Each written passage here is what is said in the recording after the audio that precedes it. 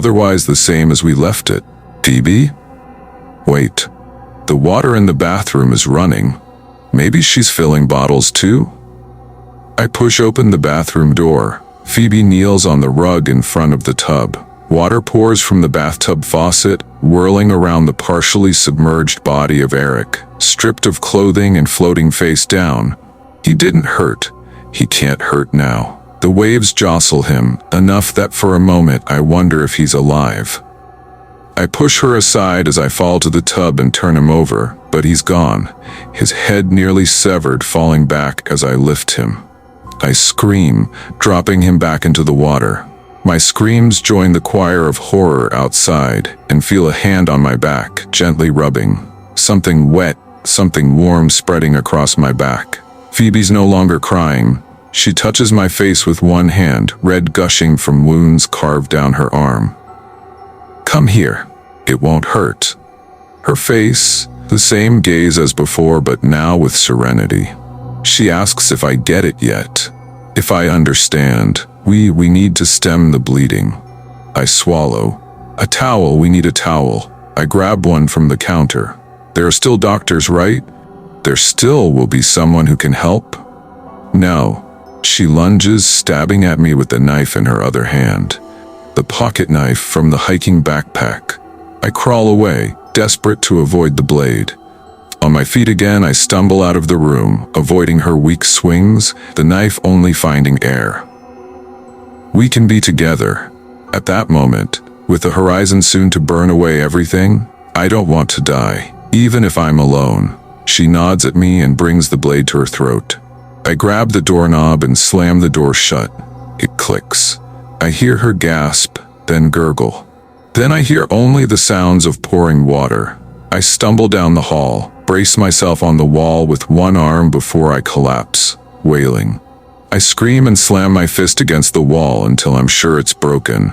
Then for good measure, I hit it again, fiery sharp pain lancing through my arm, and cry. Cradling my hand against my chest, I stand and go into the living room. The news hasn't stopped, neither has the bombs. The broadcast reveals smartphone videos of the mushroom clouds blooming and flattening cities in their wake. The video shaking and breaking away as the blast hits the witnesses. Phoebe, we gotta go. I remember she's not there, but I keep talking. Did you pack Eric's bag? We gotta remember the rattle cats. He goes nuts without them. Want to grab some of your books? Outside, a pit sits for a future koi pond. I have to bury you, don't I? I return to the bathroom and turn off the faucet. I fish Eric from the water. I wrap him in a baby blanket from his room, then another as the blood soaks through the first. I carry him out and set him gently on the counter. Phoebe lies on the bathroom rug, blood soaking and congealing into the bright yellow fibers. I drag the rug with her atop out of the rook and to the pit outside. After rolling her into the pit, I place Eric in her arms. I toss in her jewelry next. Eric's favorite toys, including both plush cat rattles and his baby books in plastic bags. In 1,000 years, you'll never know we were here. In 10,000 years, this will be a prairie again, and herds of bison will trample over it. Even if the bombs never come this way, the houses will be gone. Grass will consume the concrete. I shove the dirt into the hole and start stacking the stones I bought for the walkway and pond border on top. I stack them like a pyramid until I run out, then look for others. Next door, a neighbor stands on his lawn, pistol in hand. Just moved in a few months ago. I'm not sure I know his name. Paul? He watches people shove things into their cars and drive away. Hey, Dan. He nods without glancing my way. I'm gonna borrow some rocks, okay? I take one from the border of the yard. He puts the pistol to his head and fires. Goodbye, Dan. Just an hour into the apocalypse. Here we are. I build a tall pyramid of stone, a monument, a burial mound with the most precious of treasures entombed within. The ground rumbles as I stack more rocks. Maybe Oklahoma isn't far enough. I'm leaving a monument for them. In 1,000 years they'll find this, right? Someone will. They'll find a grave like no other and unearth the toys and baby books and think, what a wonderful family, what an amazing mother. Look at this kid.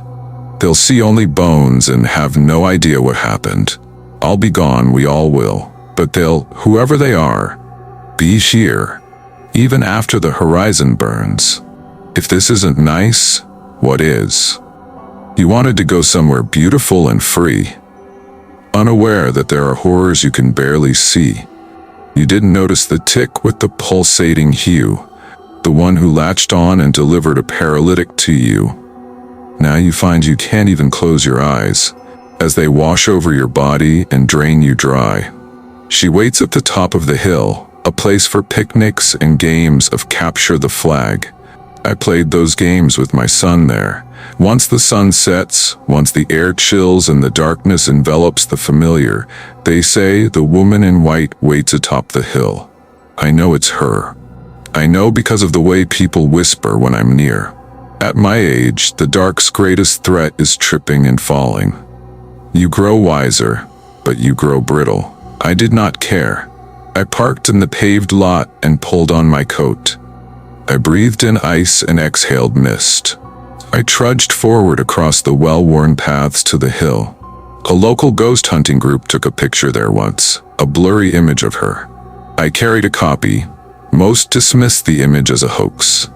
But I can see her face. I lost my son 3 years ago. I did. My fault. I lost him. I knew he was different. I knew he wasn't like me. But I never made an attempt to bridge that gulf.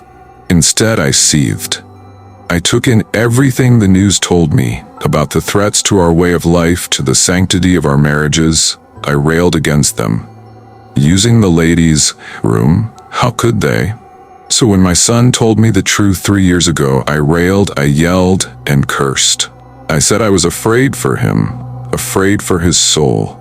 What would they say at church? Looking back, of course, only one soul was ever in danger. Only one was ever being tested. He said he knew what I thought about people like him, but he believed since he was my child, I'd come around. He wanted me in his life, his true life. Imagine that? Looking in the eyes of someone so hateful and saying, I want you in my life, but I wouldn't accept it. He was my son. You don't change how you're born, I said. He said I was right. That was the point of the new clothes, the new name. I told him to leave. No, that's not what I said. Not even close. A jogger found the body a week later. Her body. My daughter. They thought it might be murder. There had been a lot of those apparently, just none mentioned on my news. Then I heard about the sightings, so I visited the hill nightly. I stood in the dark, alone, and waited. I waited for her to appear so I could beg for forgiveness and say I'm ready. It's too late, but I am ready now. But she never appeared. You know, being haunted isn't slamming doors and cold spots in a rickety old house. You want to know what being haunted really is? An old man in the dark waiting for his daughter so he can say 2 words. The crone never reveals her name, but asks the sobbing man again if he understands. He stands shaking in thatch-roofed hovel, lit only by the red embers of a dying fire. Yes, it doesn't matter what happens to me, if you can help her. She nods, and a smile spreads on one side of her mouth. He never sees her eyes. From her cloak she brings a knife into the light, handing it to him. He grasps the handle. She again reminds him that there is always a heavy price when dealing with gods who answer prayers. They worked the boss's field, but there was no boss. Not for 3 weeks. Pay was overdue, but the risk of letting it all wither was too great. There were only a few farms to work in this county, and if word spread you were lazy, you could find yourself starving. Your debts could be called in. Peter snatched cotton from the ball, twisting it free with bloody fingers. He swore each weightless puff added 10 pounds to the sack, the strap digging into his shoulder. Even with a hat and bandana around his neck, the heat burned his flesh. A pale man roasting in the field for a handful of coins, if he was lucky. Land that stretched to the horizon and beyond. No one waited for him at home, no one he loved. Home was a dilapidated clapboard shack he shared with 3 other men. What was it all for? He muttered to himself when a hand clapped him on the shoulder. Peter jumped. Francis had skin like an apple left in the sun, mottled and wrinkled. His eyes set deep in his face like 2 twinkling dots. His face had a perpetual scowl. No matter who picked cotton in Jameson's fields, they remembered Francis, stooped but unstoppable, outworking every young man and woman. The bosses changed, the land shifted, but Francis remained. When Christ comes reaping, Peter thought, Francis will be here. Boss is here, wants to talk to us. Peter unshouldered his sack and let it drop. He paying us? Couldn't tell ya. Francis coughed, hacking into his hand. Shit, dirt out here packing my damn lungs. Get a move on, Peter. Francis shifted through the rows and Peter followed until they came to a clearing by the road. The boss's red Studebaker was parked in the ditch. The engine was off, but dust still stirred from where the car slid to a stop. The driver's door was open, and Jameson sat inside. He glanced over at Peter and stepped out into the tall grass. The man aged 10 years since Peter saw him last. His clothes were loose, his face stubbled, and dark sacs hung under his eyes. That everyone? Jameson asked. That's all Francis said. I thought we had more. Where are the Wilsons? No pay, they took off. Headed to California last I heard. You'll get your pay. He cleared his throat and called to the 8 men standing around him. You'll get your pay. But I got another job. I need 3 stout men. You survive, I forgive your debts. Everyone exchanged glances. The men seemed to straighten up. They waved away the mosquitoes and gnats, swearing off any distraction. I got a problem, Jameson said. Something's been hanging around my house, hurting my family. I don't know what the hell it is, only know I want it gone. I won't lie to you. You could get hurt. You said you'd forgive our debt? Peter said, wiping the sweat from his forehead, every last cent. Then we better get a move on, right? Jameson drove. Peter, Francis, and Maitland, the most recent hire, walked the 2 miles to the boss's home, a plantation house he had built to satisfy his southern obsessions. Peter watched how Jameson would patrol while they worked, never leaving the Studebaker, and instead calling them continually to the car to hear his orders, back and forth, until whatever minor concerns he had were satisfied. Peter wondered when Jameson would drop the pretense and just stop paying them altogether. He better damn well keep his promise, Maitland hissed. He went through life gunning for a fight, so sure one was coming, he decided to get the ball rolling at any opportunity. He was scarred, gray-haired, built like a boy's dark tree, gnarled but tough. Every good day a chance for things to turn bad. A cruel trick played by God. Maitland would say he understood life better than anyone and wasn't going to be caught unawares ever again. Jameson is a lot of things, Francis said. He's greedy, he's an asshole, he'd step over his mother's corpse for a dime, but he's not a liar. Wish he'd let me get my rifle. Maitland wiped sweat away with his sleeve. He's got guns. We do a little hunting. We're good. What do you think he's got us going after? Peter swatted at a mosquito. Wolf? Ain't been a wolf here for 10 years. Killed him off. And Francis said, bear? Jaguar? Ain't been a bear in 20. Ain't been a jaguar in 50. Bobcat maybe. Panther if you venture too close to the lake. Might be a wild man, Maitland said. I heard stories. Oh, fuck off with that shit, Frantic said. Them stories for kids. Then what the hell are we hunting?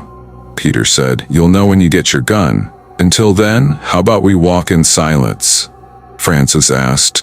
The other 2 knew better than to argue. The heat rose in the late afternoon, broiling you before the setting sun gave you a slight reprieve.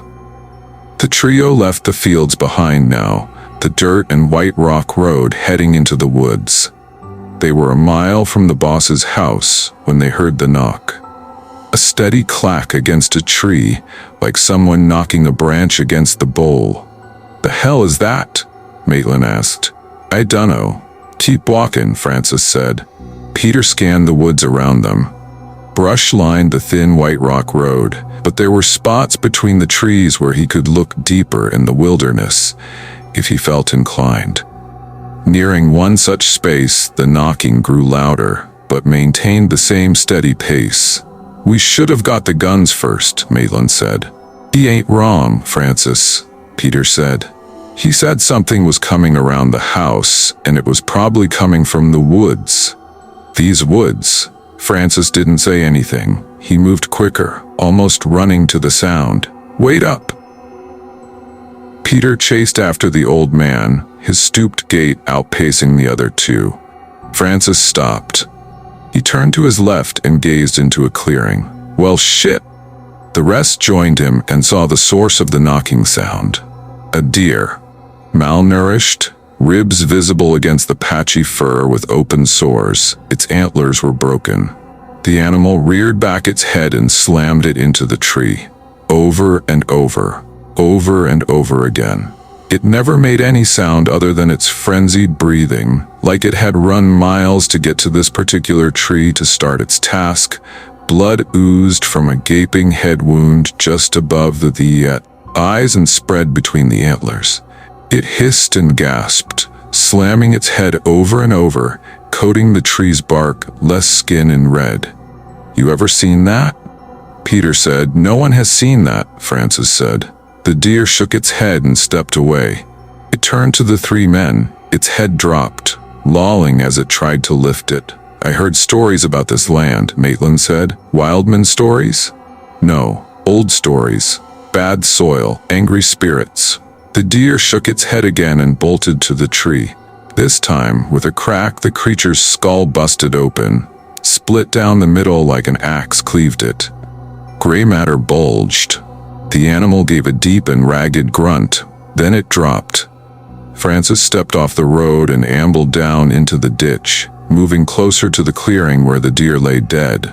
"Get your ass back here, old man," Maitland said. "Y'all look at this." He pointed into the tall grass. There were areas where the grass was flattened and within were more deer. Bucks and does. Fawns too. Their skulls burst open. Others had wounds like a wild animal tore into them. More than a few kicked slightly, still in the throes of death. "I count 9, Franix said. "Let's keep moving. Boss is waiting for us," Peter said. Jameson stopped the car. Stepping out, he looked at his manor and its scars. The place looked decades older now. It seemed to bow in, threatening collapse. There were open doors and shattered windows. It was like a face, a screaming face with dark eyes. A desolate place. The family as he knew them were long gone. Some, like his wife, were dead. Some, like his children, were alive. Well, in a fashion. A man sat on the porch swing. One leg crossed over the other, gently rocking back and forth, his cowboy hat tipped back. He wore a long, dust-coated jacket and his boots were caked in mud, but otherwise his clothes were neat, crisp like a uniform. He nodded to Jameson, who walked toward him. "Afternoon," the man said. "Hope you don't mind. I put my horse in the barn. She'll be good company for the rest." "You the hunter?" Jameson said. "In the flesh." "You look nervous. You're in my porch swing." The hunter made a show of looking around him. "Well, I figured things the way they were. One black man in a swing wouldn't be the worst thing." He stood and held out his hand. "Ford, pleased to meet you." Jameson kept his hands in his pants pockets. "Can we talk inside?" "After you." Ford followed Jameson inside. Shattered furniture and glass were scattered across the floor, the curtains ripped down or partially hanging. Gaping holes in the wall. Quiet. Ford removed his coat and held it with the crook of his arm. He whistled. "They said it would be bad," Ford said. "They said you can find people," Jameson said. You're a legend in Indian territory." Jameson sat at the dining room table. He leaned forward, hands together. Board dragged a chair away from the table and sat. "It's a state now? Can you believe it? Damn near 3 decades now. Called Oklahoma. I know what it's called. But yes, and more than that. I'm who you call for delicate work. My wife is dead, but my kids are alive. I want you to find them. I have some men who work the fields coming along to help. Anything else you'll need? My fee. How much? I think you'll find it more than fair. In fact, one cost you a single penny. What are you getting at?" Jameson leaned back in his chair. "You remember Douglas Merriweather?" Jameson sighed. "Yes. Awful what happened. Awful. Don't condone that at all. He was my cousin. I changed his diapers, you know that? Now word gets around, you know? I know. The police know. Know what? It was Jim Beaumont that did it." "Just a rumor," Jameson said. "He's your kin, right? What do you want?" "I don't want cash, not 1 cent. Just him. He's family. I can't." "Douglas was my family. Jim and his friends lynched him on a drunk woman's word. I heard it wasn't quick. They strangled him with that rope." "I can pay you," Jameson said. "I want his address, names of his friends. You have baby pictures? A piece of Sears and Roebuck he wiped his ass with? I want it. And when you start attending a surplus of funerals, I want you to keep your goddamn mouth shut. That's asking a lot. That's asking damn little. And you'll save my children, Emma? Richard may be too far. But Emma, can you save her? Save her? Can't save her. I'll stop her though. You said, before she gets you. Let me guess, brother disappeared, then the sister, then the mom. Now you're all that's left. See, they remember the ones that were most important, and where to find them. They just don't remember how they know them. What are they? Damned if I know. Of all the plots of land you could steal, this might have been the worst one. They wouldn't even give this place a name, until you came along. What did you call it? Maze Haven. After my wife, Haven. No, not this place. You didn't consult anyone before you built your model plantation? Jameson fumed. If I didn't? Yeah, if you didn't need me, you'd send me on my way to Douglas, right? Many have tried. Some of them I considered friends. Maybe I'm just lucky. Luck runs out. I can see that. The trio arrived at the manor, out of breath. They doubled over in the front yard, Francis wheezing as he leaned against an oak. Maitland paced though. I never seen anything like that, Maitland said. Never. Jameson will tell us. He'll explain it. Peter said. Francis spat on the ground and finally took in the state of Maze Haven. Well, Jesus. What happened here? It's so still out here, Peter said. Someone fucked this place up. Maitland paced back and forth, scanning the house. I don't know if this is worth it, Francis said. I think we'll find out soon enough. There's Jameson's car, Peter said. The dirt crunched under their feet and mosquitoes whined in their ears. The manor was near the creek, usually nothing more than a collection of stagnant pools, seemingly for the sole purpose of breeding bloodsuckers. Madeline cursed and swatted at the dark cloud forming around them. They heard a click, something taking sharp steps behind them. Peter turned around and grabbed Maitland's arm. The hell, Peter? He didn't respond. The deer followed them. The ruptured skull hung low, the antlers scraping against one another, but the neck stood straight. The animal shifted slightly, watching as if its eyes were more than clouded orbs sitting uselessly in its crunched and dangling skull. It's looking at us, Brannick said. It can't be. Peter said old man might be right. What the fuck is this? Maitland asked. Gentlemen. Ford called from the porch. If you'd be so kind, we can continue this inside. Just move slow. You don't run, it won't run. They looked at the man on the porch in a dark hat and tan coat, hands on his hips and a cigar in his mouth. Between the hat and the dark beard, his features were hidden. But his coat, sweat-stained and dusted, indicated a man who traveled, a man on the move. "My name is Ford. We have hunting to do, gentlemen." They sat on the porch steps, the deer remaining about 100 yards from them, shuddering, quaking, threatening to collapse, but always catching itself. Always watching. Jameson stood by Ford, running down the events of the last month. The kids kept chickens. Something was taking them. Assumed it was a coyote, maybe a panther. My oldest, Richard, decided to go after it. He goes hunting. He doesn't come back. I search, day and night. 3 days later, Emma wakes up screaming. "Richard is back," she says, "but he's not Richard." "What's that mean?" Maitland asked. "Just listen." "God damn it," Jameson hissed. "My wife and I, we get her to bed. Somehow we get her to sleep. The next morning she's gone. Just gone. May loses her mind, and I don't blame her. We both go crazy, running in the woods. I see footprints, bare footprints. They lead down to the creek and disappear. We call the authorities, we call in favors." "We look the animals?" Ford said. "Yes. We noticed the deer. Then the birds. They weren't eating or acting skittish. They were just standing around, like spies watching us all the damn time. You glance out a window for a second, dare peep your head outside, and there they were, watching us. You could fire a gun in the air, they wouldn't budge." May was scared. Hell, I was scared. 3 days after Emma disappears, I'm sitting on the porch, staring at a deer keeping watch on me, and I hear May scream. They're back. Richard and Emma. But they're different. They're like animals. Jameson rolled up the left sleeve of his shirt, bandaged wounds. More on his stomach. He said there were more everywhere. He tried to save his wife, but he couldn't overpower them. She was gone, but they took her body anyway. Their eyes glowed. Their teeth, Jesus.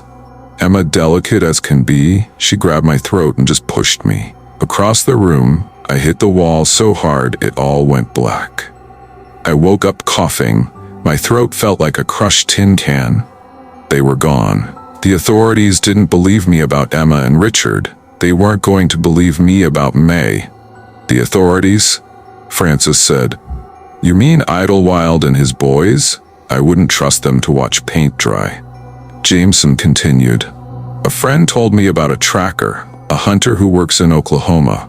That, Ford said, would be me. Now, I'm sure you heard stories about these woods. Everyone has, but everyone thought they were just that. Stories. Is he going to be ordering us around?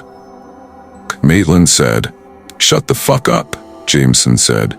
You do what he says. You follow him. We're all gonna follow him. We're going to get Emma back. What about the boy? Francis asked. Jameson looked at Francis, then at the deer keeping vigil. He remembered Richardson's eyes. No blue, only darkness. The slits at the ends of his mouth to accommodate the new teeth.